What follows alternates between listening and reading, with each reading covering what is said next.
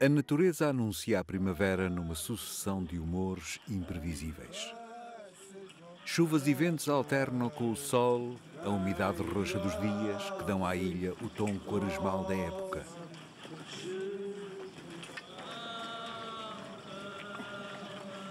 Ainda ao frio se veste com o nevoeiro da manhã, quando se ouve um clamor de canto pranteado que arrepia a alma. São os romeiros que passam, arrimados aos bordões da sua fé e debulhando um rosário imprecatório que culmina em qualquer igreja devotada à Virgem Maria.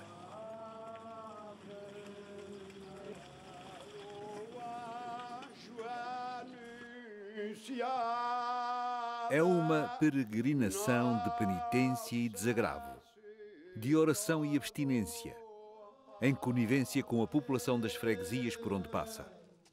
Aos romeiros dão a sua melhor guarida, em troca de encomendações e de favores espirituais. É uma tradição única, que se perde no interior dos tempos e que surge como consequência das crises sísmicas e vulcânicas que moldaram a ilha e que, paradoxalmente, por entre sustos e medos desmedidos, lhe relevam as suas formas de beleza. Aos romeiros de São Miguel cabe a preservação de uma manifestação religiosa que aguenta confrontos com a modernidade do agnosticismo reinante. Vê-los e ouvi-los é reencontrar o motivo para recuperar a paz interior e caminhar pela vida fora com a esperança de que o mundo vai ser melhor.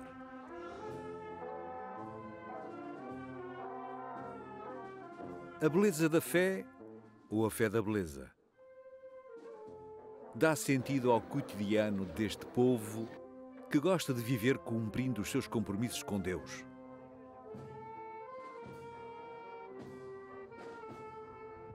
Nada do seu futuro há de negar o presente e nada do seu passado será excluído. Por isso, obedece ao calendário dos seus avós, respeitando-lhes a memória e os afetos.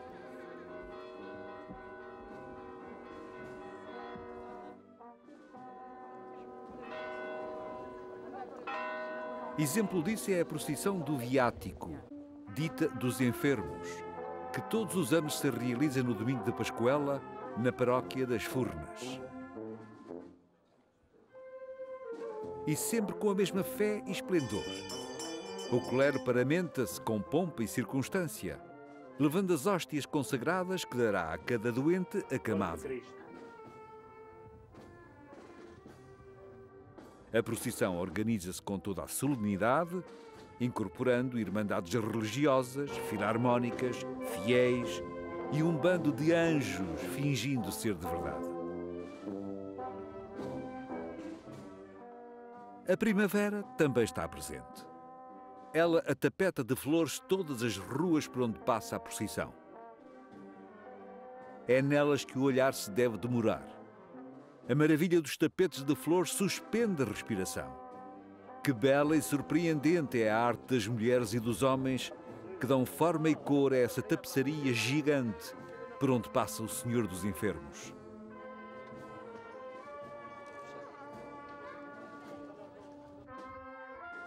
A combinação das cores e o simbolismo de cada desenho são, por si só, uma extraordinária manifestação de arte popular.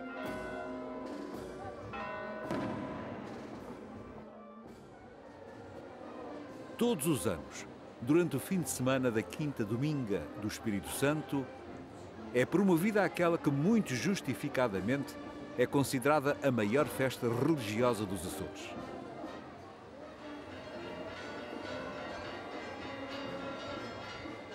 Tremores de terra, mais uma vez, assustaram a população da ilha. Era o ano de 1713. Foi então solicitada a proteção divina, realizando-se uma procissão com a imagem do Senhor Santo Cristo dos Milagres. E nunca mais se deixou de cumprir este voto.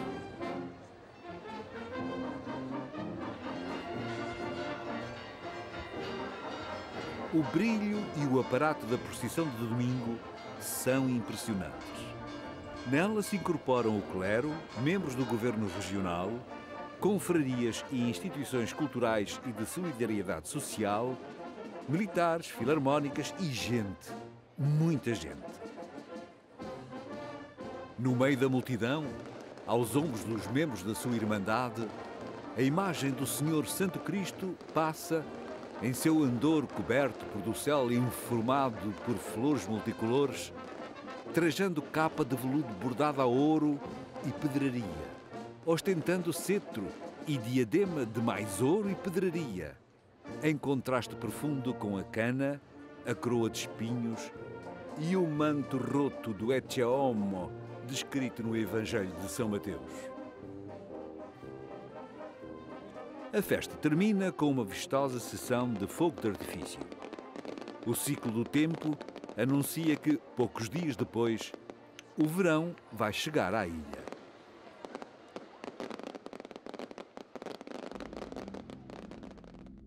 Está rodeada de mar por todos os lados. Por isso, é uma ilha.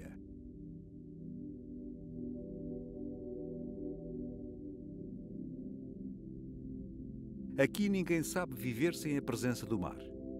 Ele é o complemento indesviável deste bocado de terra que o fogo solidificou. É a estrada de ligação entre a ilha e o resto do mundo. E é o viveiro de parte substantiva da dieta dos açorianos. Desde o povoamento que existe esta relação de complementaridade. Mesmo quando se enfurece, não é possível castigar o mar. Não se pode eliminar o que faz parte da própria idiosincrasia açoriana.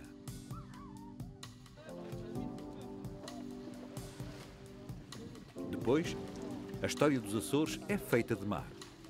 Daí a sua magnitude e magnificência, o seu esplendor e a sua liquidez factual.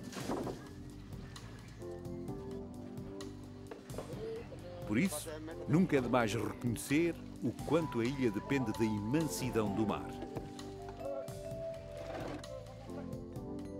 O povo da ilha sabe desta importância. Respeita-o e venera-o. Olha-o sempre com deferência e encanto. Sabe que depois da fúria vem a mansidão. Então as suas águas tornam-se transparentes e lânguidas. E nos dias de sol aberto a sua frescura é um convite irrecusável. Mas não só. Empresas especializadas propõem curtos passeios de barco para a observação de animais marinhos. Experiência que é sempre recompensada pelo fascínio e pelo espanto de ver tão perto essa espécie de antigos senhores do oceano.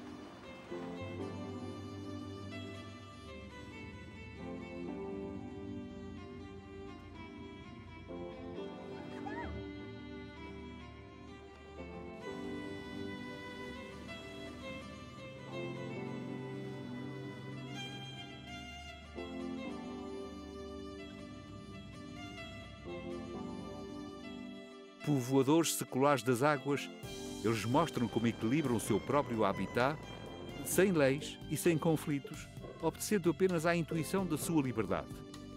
Deixam-nos a lição de como devemos habitar a terra.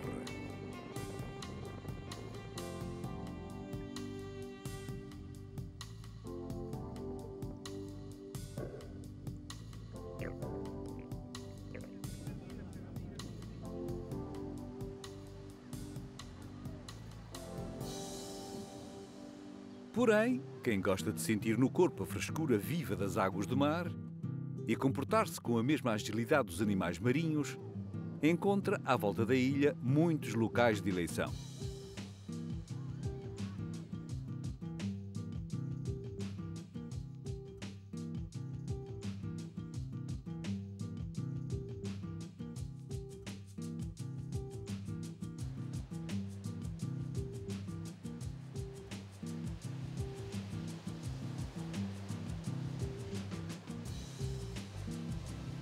Na costa norte da freguesia de Porto Formoso, vai dar pela Praia dos Moinhos. No sul, a de Água d'Alto.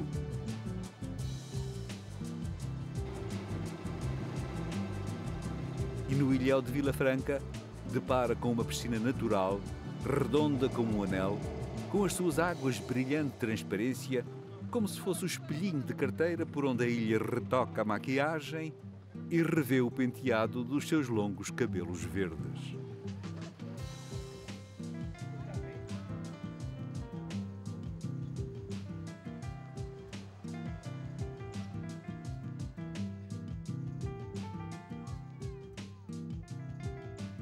Vila Franca do Campo, esse lugar primordial da ilha. Aqui se fixaram os primeiros povoadores entre 1439 e 1443. Lugar aprazível e fértil, as gentes que aqui se estabeleceram fizeram dele a primeira vila e capital da ilha até ao ano de 1546. A preferência pelo local foi determinada pela presença do ilhéu, o mais formoso de todos, pelo abrigo que dava à navegação de todas as rotas.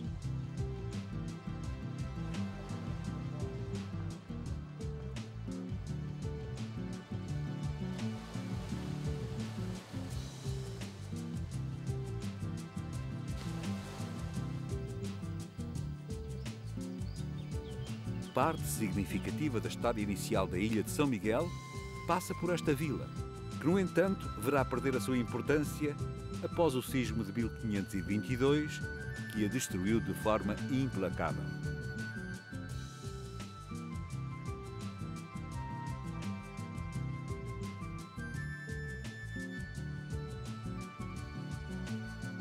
O seu passado pode saltar à memória visitando o núcleo pluritemático do seu museu, que é informado por coleções em exposição permanente.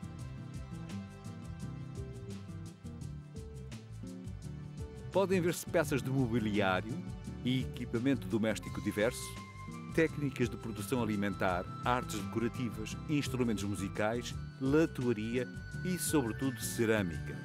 Uma das mais importantes artes utilitárias que, pela sua originalidade, qualidade e elegância, relevaram o nome da vila.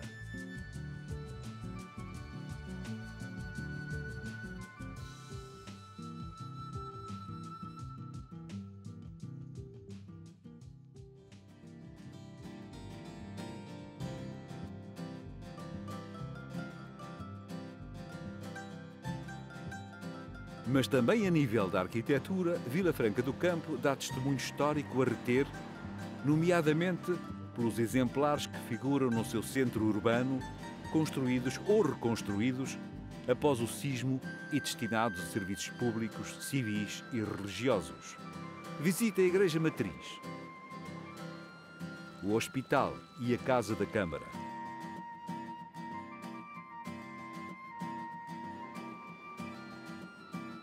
Um pouco mais distantes vai encontrar ao ocidente a Igreja de São Pedro e o Mosteiro dos Padres de São Francisco, a Poente. Exige também uma visita ao Santuário de Nossa Senhora da Paz. A Praia da Vinha e o Ilhéu proporcionam momentos de convivialidade e de lazer sobre a musicalidade natural emitida pela terra e pelo mar. Algumas festas populares, como a do Espírito Santo, do Bom Jesus da Pedra e as marchas de São João, fazem um apelo muito forte a quem quiser participar.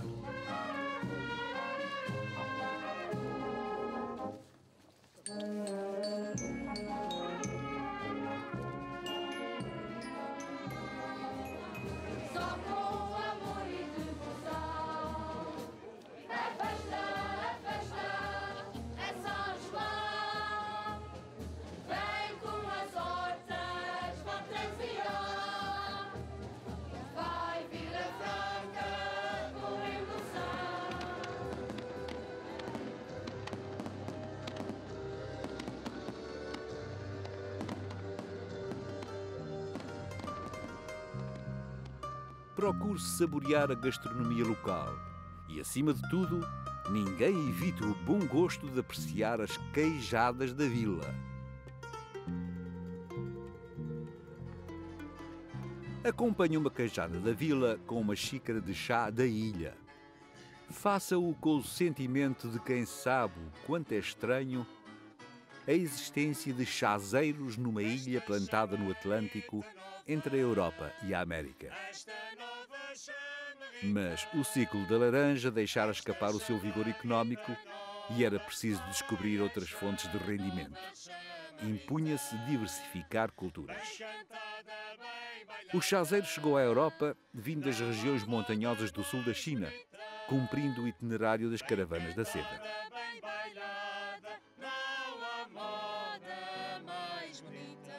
Na ilha, os primeiros chazeiros foram plantados no lugar de Santo António. Para cuidar dessa plantação, foram contratados 2 chineses que tinham o seu quê de misterioso e não eram de trato fácil, apesar de amarem a sua pátria e de serem fumadores de ópio.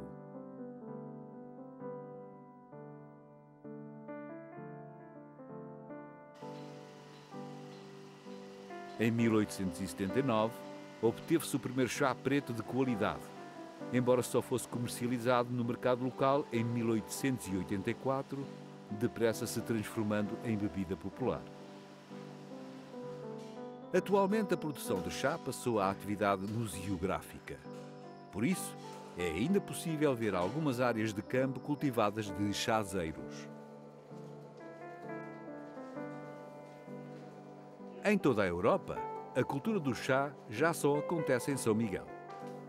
Resta à ilha o privilégio de poder continuar a beber e a oferecer uma xícara de chá de sabor intenso e aromático. Como também, para além de doce, é intenso e aromático o ananás.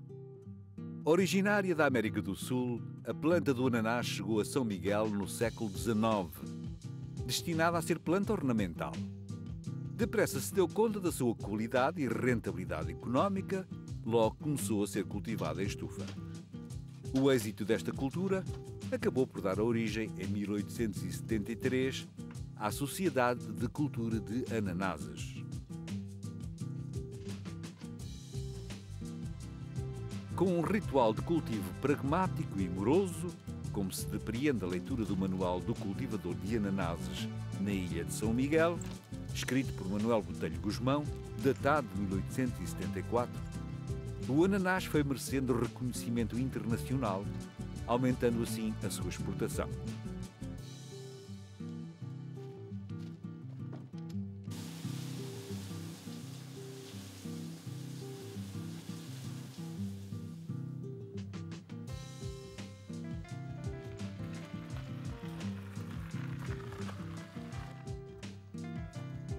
O seu faseado cultivo, com atentos e continuados cuidados, mostra o cumprimento de uma disciplina de rigor que é responsável pela qualidade dos frutos. Quem entra numa estufa verá como, metaforicamente, a disciplina de que se fala se impõe até no alinhamento e crescimento simultâneo das plantas. Parecem soldados em parada. A cultura do ananás em São Miguel está também em declínio, mas pode ainda ser saboreada ao natural e também em alguns pratos da culinária local.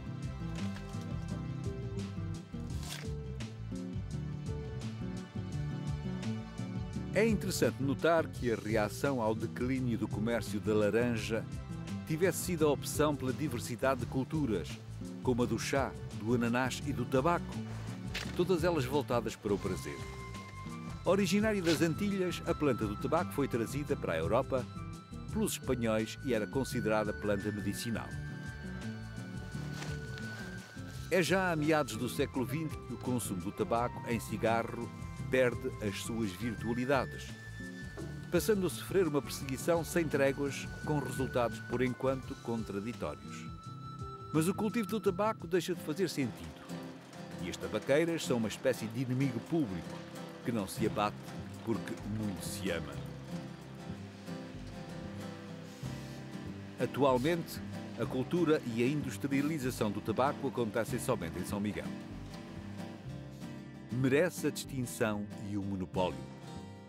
Os apreciadores de charutos e de cigarrilhas podem testar o aroma suave dos que são manufaturados com folhas selecionadas dos mais ricos tabacos do mundo. Têm sido premiados internacionalmente.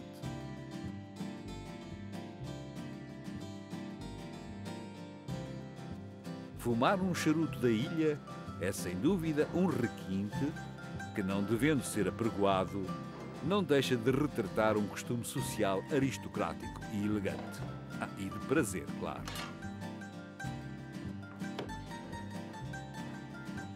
É no concelho da Lagoa que abundam os secadores de tabaco, onde as folhas passam por um tratamento natural que é determinante na qualidade dos charutos, cigarrilhas, cigarros e rapé.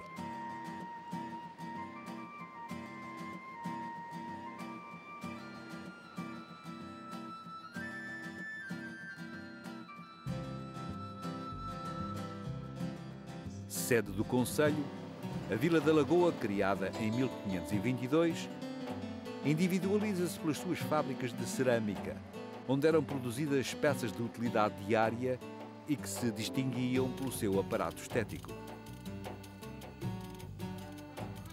Hoje, essas fábricas são espaços museográficos, onde alguns oleiros operam segundo métodos tradicionais. As peças que produzem são agora utilizadas como objetos decorativos.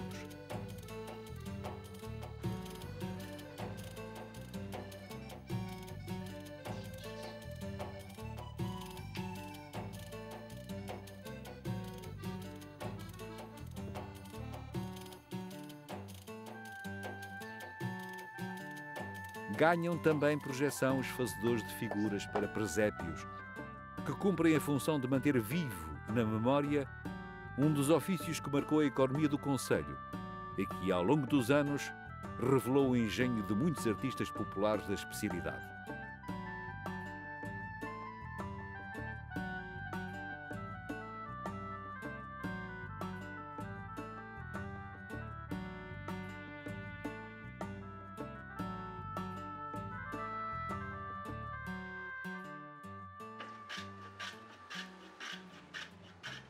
Aliás, a Vila da Lagoa é particularmente sensível à preservação de ofícios antigos. Veja-se, por exemplo, a oportunidade com que foram recuperadas as oficinas de tanoeiro e de ferreiro-ferrador.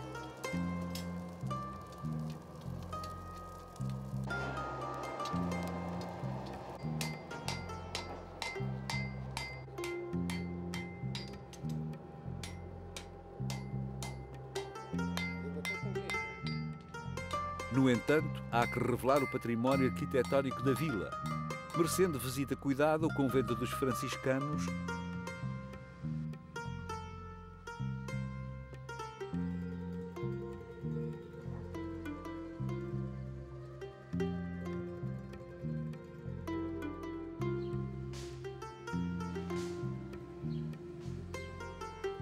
na área do concelho, como em Água do Pau, pode passear-se até ao Pico da Nossa Senhora, Galera e Caloura, esta com um pequeno convento e um lugar de excelência para banhos e pesca.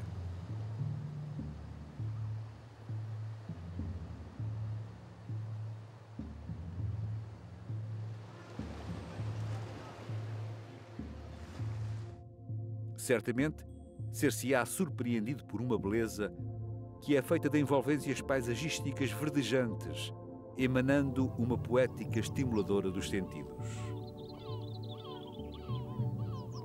Envolvências. Poucos quilómetros mais acima, mora o espanto. É outro local de origem vulcânica. A cratera encheu-se de água de fogo, como miniatura do mistério genesíaco. Parece que o mundo nasceu aqui. Ou melhor, aqui se entende o sopro da criação. Só quando se chega ao cimo da serra, se depara com este espanto líquido, ondulado levemente pela brisa, que parece comprazer-se com esse arrepio na espinha. À volta da lagoa, vê-se uma vegetação luxuriante, adubada por silêncios e emoções. Ninguém lhe fica indiferente.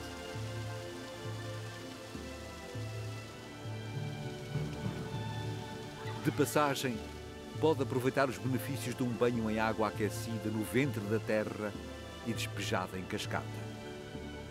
Afinal, ande por onde andar, a ilha vai reservar-lhe sempre um manancial de opções.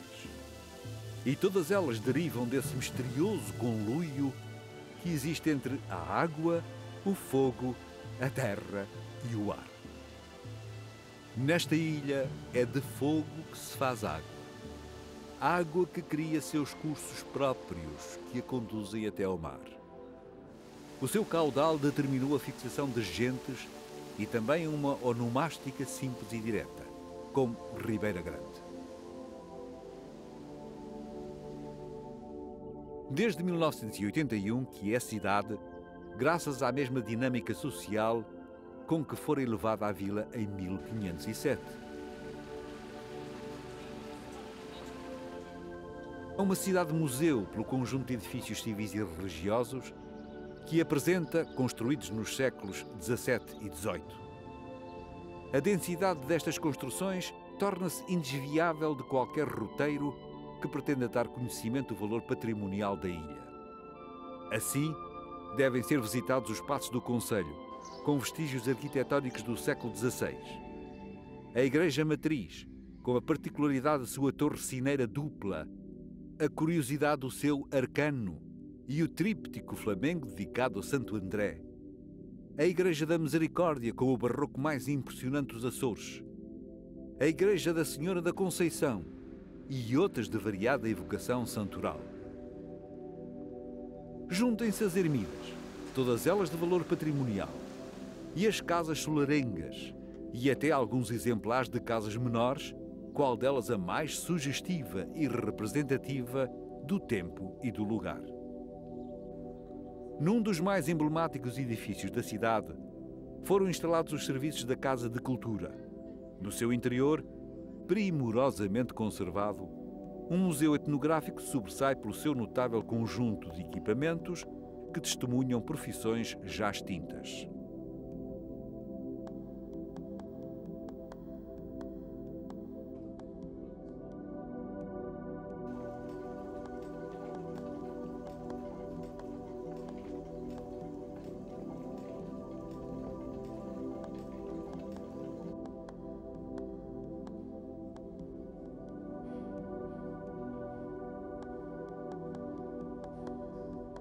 Também se pode optar por passeios a lugares de aspecto romântico, que se sucedem a si próprios como pérolas enfiadas em colar e sempre tocadas pela presença mítica do fogo e da água.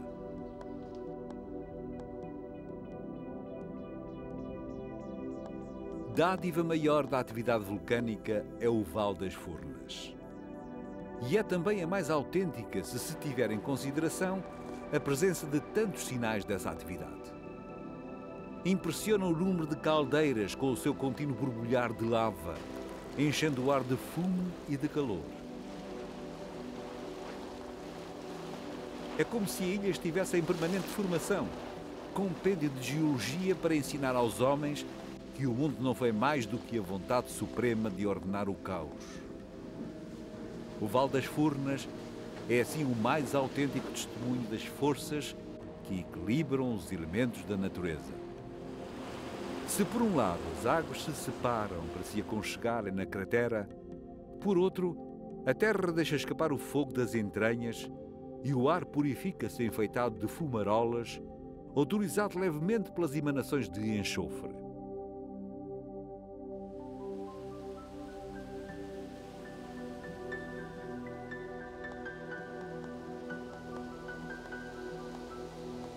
Daí a magnificência de uma vegetação gigantesca, onde plantas endémicas se misturam com as exóticas, numa convivialidade que se autorrespeita e que se estende à população do lugar.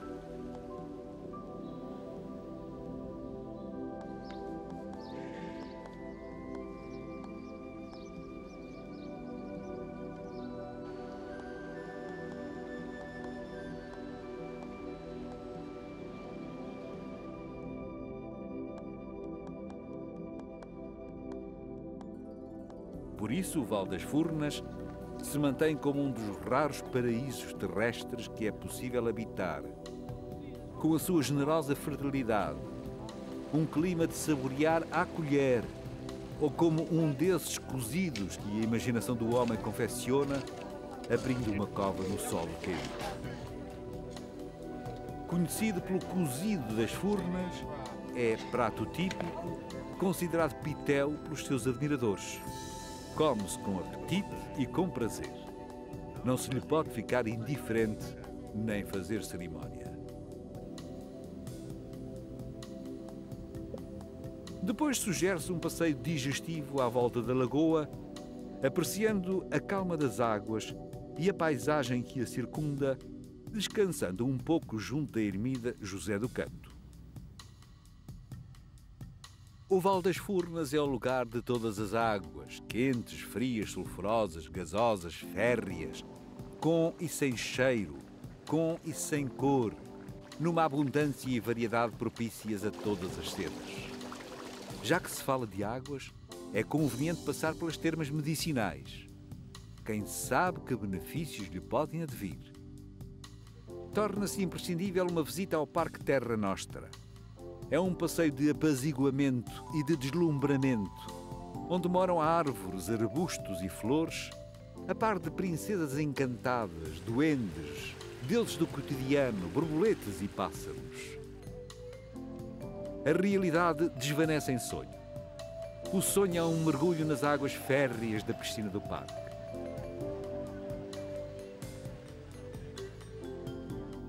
E descomplica-se a geografia dos sonhos do vale. A freguesia das Furnas oferece ainda o lazer desportivo do golfe. Os espaços que se podem usufruir na ilha de São Miguel primam pela sua autenticidade e pela diferença. Há como que uma aliança secreta entre os seus habitantes e a natureza, para uma convivência que enobrece uns e outra. Quem desce do Vale das Furnas para o lado do mar vai encontrar a freguesia da Ribeira Quente, que oferece a particularidade de partilhar uma praia com águas aquecidas por fumarolas submarinas. Chama-se Praia do Fogo. Nadar nas suas águas é, no mínimo, um momento inesquecível.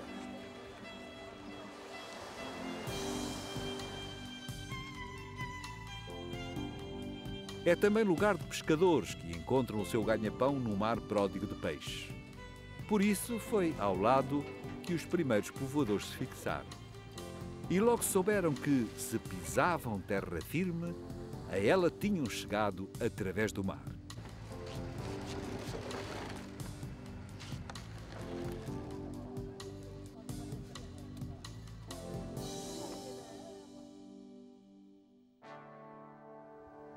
Primeiro terão chegado aqui uns cavaleiros africanos. Pouco terão sobrevivido ao pavor dos tremores de terra. Depois chegaram continentais, marienses e madeirenses. Foi no dia dedicado a São Miguel Arcanjo do ano de 1445. Foi o primeiro lugar a ser povoado, daí lhe vindo o nome, povoação. Lugar de terra generosa e de águas abundantes, produzia cereais e fruta e era propícia à criação de gado, tal como hoje.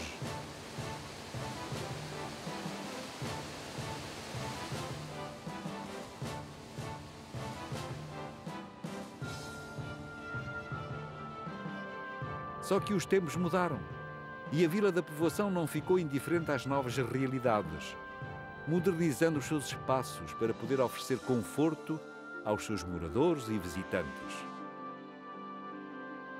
Os seus jardins cuidados estimulam a atenção para a estética dos canteiros e a beleza das flores. Além disso, pode-se fruir de um momento de convívio ou fazer uma pequena pausa nos trabalhos do cotidiano, aproveitando uma das suas muitas esplanadas.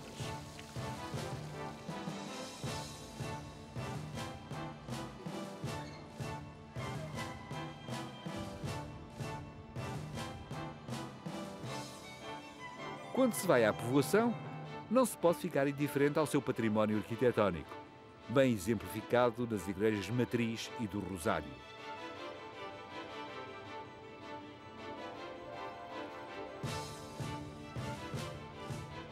Mas este concelho tem muitos outros motivos de interesse. A sua ruralidade deixa visível uma paisagem que atrai os olhares mais desatentos. Um passeio à água retorta desvenda recantos que surpreendem e fascinam. O mesmo se diga sobre o Faial da Terra, povoação implantada numa garganta de altas vertentes que se assemelha a um daqueles presépios que só a imaginação admite construir.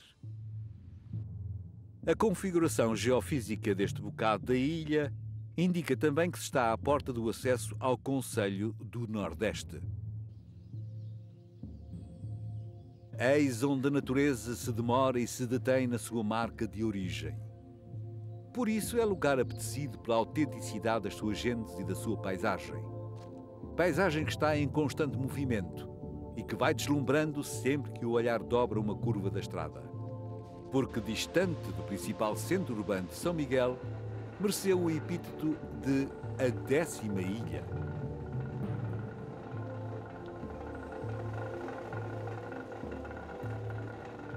No entanto, o isolamento favoreceu este concelho, criado em 1512, com regalias que hoje merecem a deferência de quem nele vive e de quem o visita. Na verdade, ele é a reserva de espécies florestais endémicas, com um povo consciente de que o seu desenvolvimento deve acontecer sem que seja necessário sacrificar o que de melhor se possui.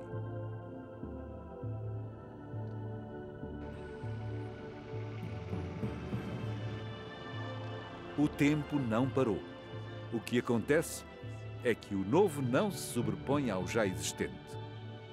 Do passado, vejam-se as suas igrejas, como a da matriz da vila, e muitas das suas casas ostentando chaminés de estilo alentejano e algarvio. E tudo é possível ver sob cuidados de preservação e alindamento. Para apreciar a paisagem imaculada e telúrica do Nordeste, tocada de uma luz mágica e alucinante, existem miradouros ao longo da costa e uma quantidade de trilhos pedestres que, passo a passo, vão alimentando fascínios e propondo a coabitação harmoniosa entre a realidade e o sonho.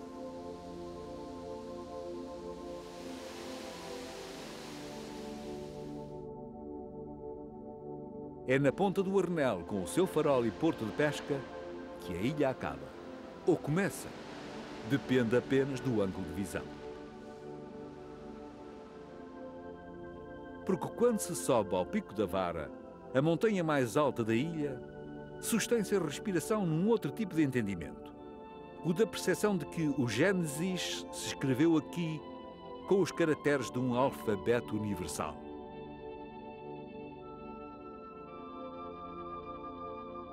Não admira que as fadas e as sereias tenham feito neste lugar a sua morada preferencial. Aqui podem cumprir o desígnio a que se propõe, orientar o destino dos nordestenses. A elas cabe tornar coletivo o imaginário desta gente, que bebe a sua forma de viver na fonte das emoções. É também por trilhos que se pode conhecer mais um dos lugares míticos da ilha, as Lagoas das Sete Cidades, num plural que tem a ver com a coloração das suas águas, azul e verde.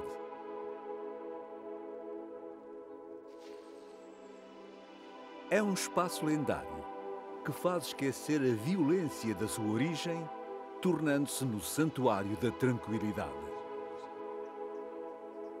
Não parece viável que o poder do fogo e o tremer da terra sejam capazes de aceitar o dever das tréguas, sossegando e adormecendo, aconchegando as suas novas formas num desenho que se assemelha à concha de mão gigante que apara e ampara a água que mata aos homens a sede do medo. Para vir às sete cidades, é preciso trazer no bolso do coração o respeito que se deve ter pelos lugares que nos devolvem o afeto pela natureza. É preciso aproveitar as suas potencialidades de recreio e de lazer que seletivamente oferece, incluindo a prática de desportos náuticos.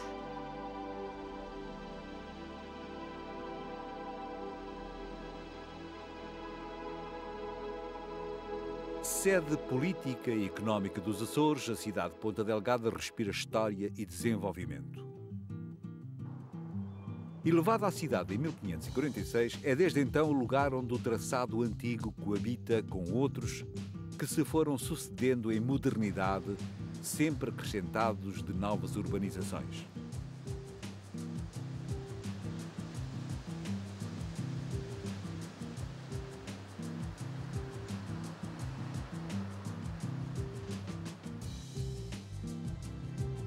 Os séculos XVI e XVII deixaram marca patrimonial em igrejas e mosteiros. O século XVIII em solares e palácios. O século XIX em parques e jardins e porto artificial. O século XX em indústrias, abertura da Avenida Marginal e ampliação da área urbana. Ampliação que parece querer prolongar-se por todo o século XXI. Aconselha-se passear devagar, contrariando o ritmo da maior e mais populosa cidade dos Açores. Se entrar no mesmo ritmo, pode não reparar na Igreja Matriz, com os seus portais manuelinos e barrocos. Não perceber que aquela pequena igreja dedicada a São Pedro remonta ao século XV, com a sua fachada surpreendente e com o seu interior enriquecido por obras de arte seculares.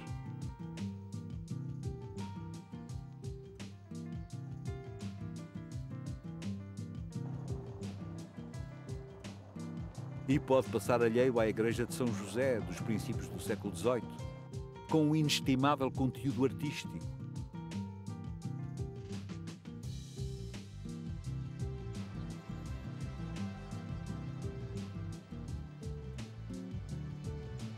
Quase ao lado, o Santuário e o Convento da Esperança, onde se venera a imagem do Senhor Santo Cristo, que é do século XVI, e que está rodeado por inúmeras obras de arte, nomeadamente o seu tesouro, enformado por joias, capas e alfaias sacras.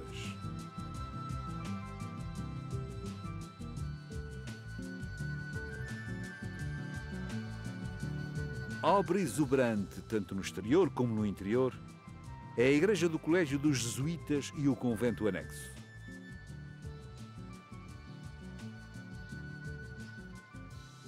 Esta igreja é o mais valioso e expressivo exemplo da arte barroca existente nos Açores, com fachada embricada de pedra lavrada e a capela-mor, da primeira metade do século XVIII, a mostrar uma inspirada, bela e delirante criação em talha de madeira. Outro exemplar notável da arquitetura religiosa é a Igreja de Santo André, também com um convento anexo. É uma obra dos séculos XVII e XVIII.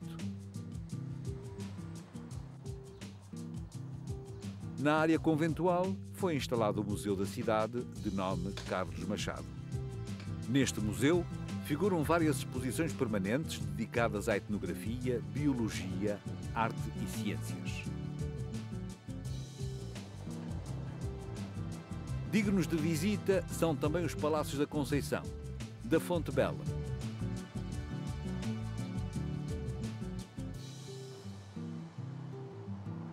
Veja-se também o edifício dos Passos do Conselho, um excelente exemplar de arquitetura dos séculos XVII e XVIII. Porque plantada à beira-mar, Ponta Delgada atrai também pela qualidade e quantidade dos seus espaços de lazer. Os seus jardins, que evocam o amante de plantas exóticas, António Borges, o académico e humanista Padre Sena Freitas e o poeta e filósofo Antero de Quental, são locais de apaziguamento, de contemplação, de intimidade, de silêncio. Árvores, flores, pequenos lagos decorativos e pássaros dão à cidade um toque de inefável alegria. Uma alegria de perfumes e cores que adoça a azáfama diária e renova o gosto pela vida.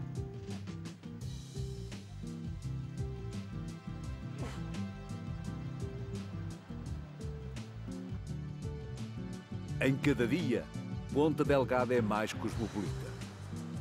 Equipou-se com uma marina e os iatistas vão chegando e permanecendo. E os visitantes oriundos de todo o mundo também.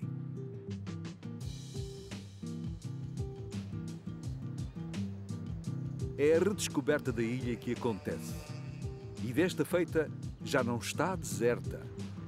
Um povo hospitaleiro recebe de coração aberto todos quantos visitam a ilha, tal como as portas monumentais que no centro litoral da cidade continuam a cumprir a sua função de acolher e despedir.